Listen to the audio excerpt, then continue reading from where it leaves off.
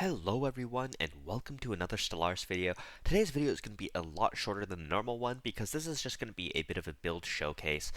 This build isn't really particularly strong for year 2300. Most meta builds in the game could be significantly above this. For example, this is like a year 60 number for a biomorphosis build at best, and by year 2300 you'd probably be 4 or 5 times these stats.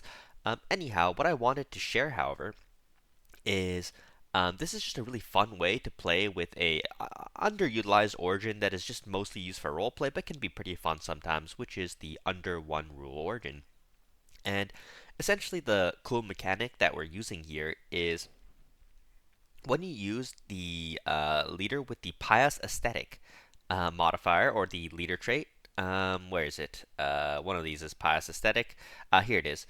It makes your Prius produce society tech, and then if you take dimensional worship, it makes your Prius also produce physics tech, which means you basically turn your Prius jobs into tech jobs, which is just really cool. Like, take a look at this planet, which is producing a decent amount of each tech, in addition to 10,000 unity and some trade.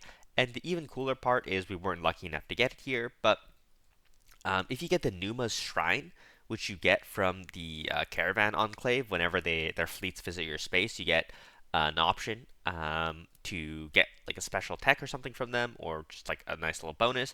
And if you happen to get the Numismatic Shrine, it'll let your temples also produce trade, which is just a really cool all-in-one job type that would kind of both sustain your empire and produce tech and unity, which I think is very, very cool. We did not happen to get it in this run, but it's definitely possible. And then in addition, right, like, it's just a pretty normal a build with like regular worlds, and I just thought it was a very, very cool idea that you guys might want to try in your single player runs.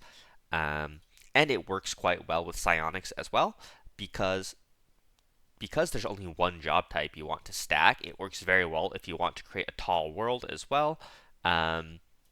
So for example, I was building up another planet somewhere, this size 29, to be like a super tall all-in-one planet at some point. So if you want to play Gigatall with only a couple planets, this would work as well. I will say that the biological pop growth speed is just really disappointing.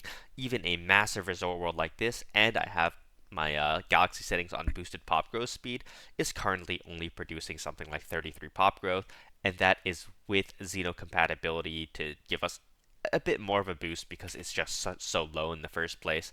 And this will probably go up to like 70 or 80 or 100 pop growth, which is enough to supply your super large planet at some point. So yeah, definitely a fun build, and I'm not sure if you guys want to see everything else. So here are the traditions if you want to copy that. And then for government, right here are the here's the government we're using.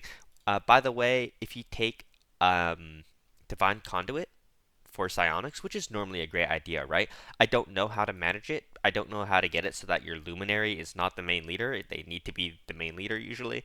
And you can have a Shroud Shaper, so right, this build also, of course, uses the Shroud Shaper leader to give us an extra amount of telepaths, although I do believe this has been nerfed.